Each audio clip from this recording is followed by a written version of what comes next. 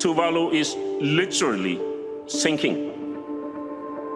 We must take action now. እነዚህ ሳያነቃቸው የምታያቸው ወጣቶች ከጥቂት ዓመታት በኋላ ሀገርም ታሪክም ኖራቸውም የአያት ቅድመ አያቶቻቸው አጥንት የተቀበረበት ቦርቀው ያደጉበት አተታቸው የተቀበረበት ይህን የሚሏት ሀገራቸው አይናቸው ያየ ውቅያኖስ ከደንበታል። ይህ ሲሆን ቆሞ ከመመልከት ውጪ ምን ማድረግ አለመቻላቸው ያንገበግባቸዋል። የተወሰኑት የአገሪቱ ዜጎች ስደትን መርጠው ባህር አቋርጠው ሄደዋል።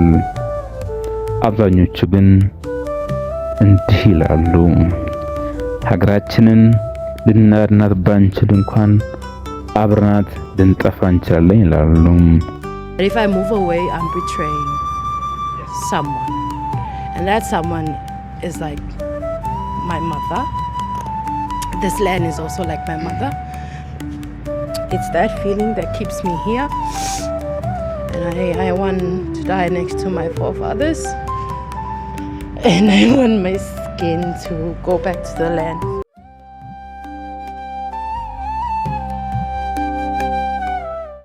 በዚህኛው ክፍለ ዘመን ምድራችን እንደ ብረት ምጣድ እየጋለች ነው። ጫካዎች እየነደዱ፣ በረዶች እየተናዱ፣ የውቅያኖስ ውሃ ከመጠን በላይ እየጨመረ ነው።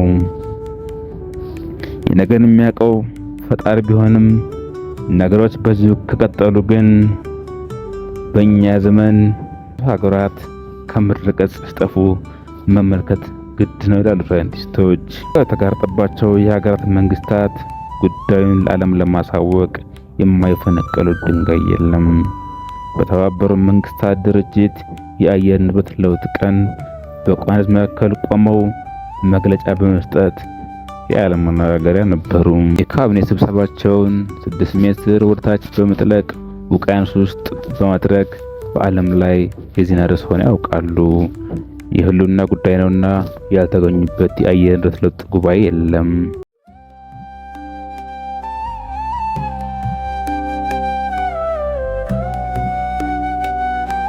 በደቡብ ምዕራብ ፓሲፊክ በአውስትራሊያ እና በሃዋይ ፓሲፊክ መካከል ብዙዎች እስከመፈጠሯ የማናውቃት ቱቫሉ የተሰኘች ሀገር ትገኛለች።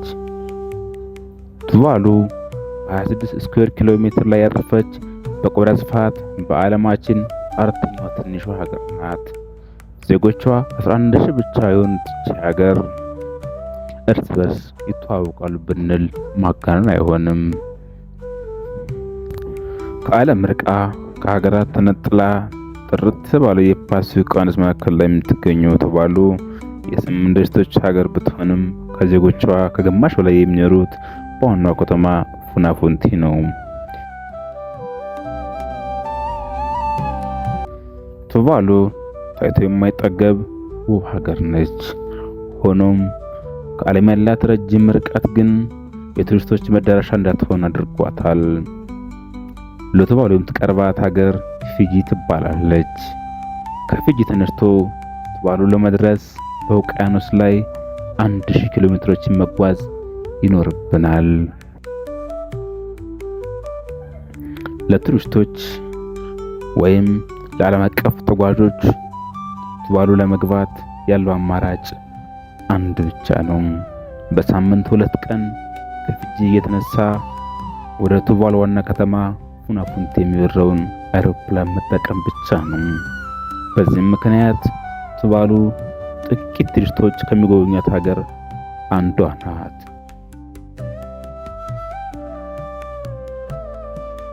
ቱቫሉን የሚጎበኟት የቱሪስቶች ቁጥር ከ3000 አይበልጥም።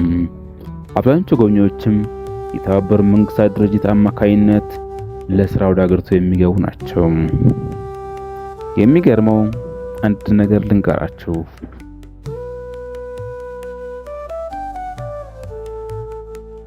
ቱቫሉ ውሃ ላይ ተቀምጣ በውሃ ተከባ በውሃ እየተንሳፈች ውሃ የሚጠማት ሀገር ናት። የውቅያኖስ ውሃ ጨዋማ ነው፣ ለጤና አይመችም። ሀገሪቱ ወራጅ ወንዝም የከርሰ ምድር ውሃም የላትም። ዜጎቿ የመጠጥ ውሃን የሚያገኙት ክረምት ጠብቀው እያጠራቀሙ ነው። መታረስ የምችለው የሀገሪቱ መሬት ከአጠቃላይ የቆዳ ስፋቷ 5.6% ብቻ ነው።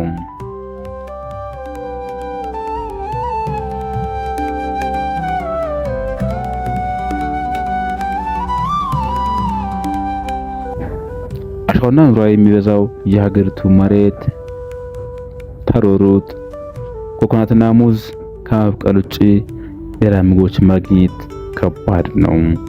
ሩዝና ዱቄት ከውጭ ያስገባሉ። ለቱቫሉ የኢኮኖሚ መሰረቶቿ 3 ነገሮች ናቸው። የመጀመሪያው የአሳ ሀብት ሲሆን ቱቫሉ ባላት የኢኮኖሚ አቅም መሰረት አሳን አቀነባብራ ኤክስፖርት ማድረግ አቅም ስለሌላት አሳ ለሚያሰግሩ ዓለም አቀፍ ድርጅቶች ውቅያኖሷን ታከራያለች። በቱቫሉ አሳ የሚያሰግሩ የውጭ ሀገር ዓለም አቀፍ ድርጅቶች ለሀገሪቱ መንግስት ዳጎስ ያለ ገንዘብ ይከፍላሉ። እሱም ብቻ አይደለም፣ ለሀገሪቱ ወጣቶችም የስራ ዕድል ይፈጥራሉ። ስደት ላይ የመረጡ የቱቫሉ ዜጎች አውስትራሊያ፣ ኒውዚላንድ፣ ፊጂ ዋና መዳረሻዋ ናቸው። ወደ እነዚህ ሀገራት የተሰደዱ የሀገሪቱ ዜጎች ለቤተሰቦቻቸው የሚልኩት ገንዘብ ሁለተኛ ሀገሪቱ የገቢ ምንጭ ነው። ቱቫሉ ስሟን በመሸጥ የምትተዳደር ሀገር ናት። እንደ አውሮፓውያን አቆጣጠር በ1976 ዓለማችን ላይ ለሚገኙ ሀገራት ሁሉ የራሳቸው ኢንተርኔት አድራሻ ተሰጣቸው። የቱቫሉ ደግሞ ቲቪ ሆነ። ቲቪ የሚለው የቱቫሉ ኢንተርኔት አድራሻ ከቴሌቪዥን ምህጻረ ቃል ጋር ይመሳሰላል። ዓለማችን ላይ የሚገኙ ትላልቅ የቴሌቪዥን ካምፓኒዎች የቱቫሉን ኢንተርኔት አድራሻ ቲቪን መጠቀም ፈለጉም። ቱቫሉ የኔ ኢንተርኔት አድራሻ በመሸጥ ጠቀም ያለ ገንዘብ መሰብሰብ ጀመረች። በ12 ዓመታት ብቻ $50 ሚሊዮን አገኘች። 11,000 ዜጎች ላለው ቱቫሉ $50 ሚሊዮን በጣም ብዙ ነው። እስከዚህ ጊዜ ድረስ ቱቫሉ የተባበሩት መንግስታት ድርጅት አባል ሀገር አልነበረችም። ምክንያቱ ደግሞ የተባበሩት መንግስታት ድርጅት አባል ለመሆን የሚያስፈልገውን ክፍያ መክፈል ስለባለመቻሏ ነበረ። ሟን ሽጣ ባገኘችው ገንዘብ ግን ዓለም አቀፍ እውቅና የሚያስገኝላትን የአባልነት መዋጮ በመክፈል 189ዋ የተባበሩት መንግስታት ድርጅት አባል ሀገር ሆነች። በቀሪው ገንዘብ ደግሞ የሀገሪቱ ወጣቶች ውጭ ሀገር ሄደው የሚማሩበትን ስኮላርሺፕ ፕሮግራም ተጀመረ። ቱቫሉም ከዚህም በተጨማሪ በየዓመቱ ከአውስትራሊያ፣ ኒውዚላንድ፣ ጃፓንና ከሌሎች ዓለም አቀፍ ለጋሽ ድርጅቶች ድጋፍ ታገኛለች። ሀገሪቱ የንግድ ባንክ ሆነ ኤቲኤም የላትም። የትኛውም ዜጋ ወደ ቱቫሉ እግር ጥሎት ከሄደ በካሽ ገንዘብ ይዞ መሄድ ግድ ነው። 99% የሚሆኑት የሀገሪቱ ዜጎች የተማሩ ናቸው። ከ6 ዓመት እስከ 15 ዓመት ላይ የሚሆኑ ልጆች መማር ግድ ነው። የሀገሪቱ ዜጎች የመጀመሪያና ሁለተኛ ደረጃ ትምህርታቸውን በሀገሪቱ ከተከታተሉ በኋላ ለከፍተኛ ትምህርት ወደ አውስትራሊያ፣ ኒውዚላንድ፣ ፊጂ፣ ፊንላንድና ሌሎች ሀገራት ይላካሉ። ቱቫሉ ከባህር ያላት ከፍታ 2 ሜትር ሲሆን የሀገሪቱ ከፍተኛው ቦታ የሚረዝመው 4.5 ሜትር ብቻ ነው። በዚህም ምክንያት ለወጀብ፣ ለጎርፍ ተጋላጭ ሀገር ናት። የማያሸንፉት ትግል ቢሆንም ዜጎች እንዳቅማቸው የተቻላቸውን ሁሉ ያደርጋሉ። ድንጋይ በመካብ ውቅያኖስን ለማስቆም ይሞክራሉ። የቱቫሉ መንግስት በዓለም አቀፍ ደረጃ በአየር ንብረት ለውጥ ተሟጋችነቱ ይታወቃል። በዚህም ጥረቱም ወደ ሌሎች ሀገራት የሚሰደዱ የሀገሪቱ ዜጎች የአየር ንብረት ለውጥ ስደተኞች ተብለው በልዩ ሁኔታ እንዲታዩ አድርጓል።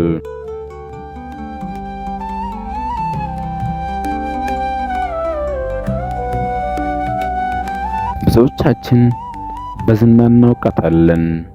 የሀብታሞች ማዋያ ናት። ለአዲስ ጥንዶች ደግሞ የሃይማኖት መዳረሻ። ምናልባትም ከምድረ ገጽ በመጥፋት ከቱቫሉም ልትቀደም ትችላለች ይላሉ የዘርፉ ሳይንቲስቶች። ማልዲቭስ ከደቡብ እስያ በህንድ ውቅያኖስ መካከል የምትገኝ ሀገር ናት። ከህንድ በስተደቡብ ምዕራብ በ600 ኪሎ ሜትር ርቀት ላይ የምትገኘው ማልዲቭስ በተፈጥሮ ውብና የታደለች ሀገር ናት። ግማሽ ሚሊዮን ዜጎች መኖሪያዎቹ ማልዲቭስ እስከ 1970ዎቹ ድረስ ዜጎቿ አሳ በማስገር የሚተዳደሩ ዓለም የማያውቃት ሀገር ነበረች። ማልዲቭስን የዓለም ቱሪስቶች መዳረሻ ለማድረግ መንግስታቸው ባደረገው ሪፎርም ግን ከ1980ዎቹ ጀምሮ ዋነኛ የዓለም ቱሪስቶች መዳረሻ ሆናለች። ዛሬ ማልዲቭስ ላይ 160 ቅንጡ ሪዞርቶች ይገኛሉ። በየዓመቱ 1.6 ሚሊዮን ቱሪስቶች ይጎበኟታል። የሀገሪቱ ዋና ከተማ ማሊ ትባላለች። የቆዳ ስፋቷ 5.8 ስኩዌር ኪሎ ሜትር ብቻ ቢሆንም 200,000 ዜጎች መኖሪያ ናት። በዚህም መሰረት ሰዎች ተጨናንቀው የሚኖሩበት ከተማ በመባል ትታወቃለች። ማሊ በውቅያኖስ መጠን መጨመር ምክንያት በየዓመቱ ስፋቷ እየጠበበ ለአደጋ ተጋላጭነቷ እየሰፋ በመምጣቱ መንግስት በውቅያኖስ ላይ አርቲፊሻል ከተማ ገንብቶ ዜጎችን ማዛወር ጀምሯል። ይቺ አርቲፊሻል ከተማ ሁሉ ማሌ ትባላለች። ሁሉ ማሌ 4 ስኩዌር ኪሎ ሜትር ላይ የተገነባች ከተማ ስትሆን በመጀመሪያ ደረጃ ግንባታዋ እንደ አውሮፓውያን አቆጣጠር በ1997 ተጀምሮ በ2004 ነበር የተጠናቀቀው። ከተማዋ በ4 ስኩዌር ኪሎ ሜትር ላይ የተገነባች ስትሆን የመጀመሪያ ደረጃ ግንባታዋ እንደ አውሮፓውያን አቆጣጠር 1997 ተጀምሮ በ2004 ነበር የተጠናቀቀው። ሁሉ ማሌ በማልዲቭስ አራተኛ ትልቋ ደሴት ስትሆን የ60,000 ዜጎች መኖሪያ ሆናለች። ሰበው አንደኛው ማልዲቭስን የሀገሪቱ መንግስት የሀገሪቱን መጻኢ ዕጣ ፈንታ ለማሳመር ያሰበው አንደኛው ማልዲቭስን በውቅያኖስ ላይ የምትንሳፈፍ ሀገር ማድረግ ነው። ተንሳፋፊው ማልዲቭስ ግንባታ አሁን ላይ የተጀመረ ሲሆን ሙሉ ግንባታው በ2027 እንደሚጠናቀቅ ይጠበቃል። 5000 ቤቶችን የሚይዘው አዲሱ ከተማ መኖሪያ ቤቶችን፣ ሆቴሎችን፣ ሬስቶራንቶችን፣ ሱቆችና ትምህርት ቤቶች ይኖሩታል። ከዋናው ከተማ ማሌ በ15 ደቂቃ ርቀት ላይ የሚገኘው አዲሱ ከተማ መኪና አይኖረውም። የከተማዋ ትራንስፖርት አማራጭ ጀልባ፣ ሳይክል፣ ስኩተርና ሌሎች በኤሌክትሪክ የሚሰሩ የትራንስፖርት ዘዴዎች ይሆናሉ።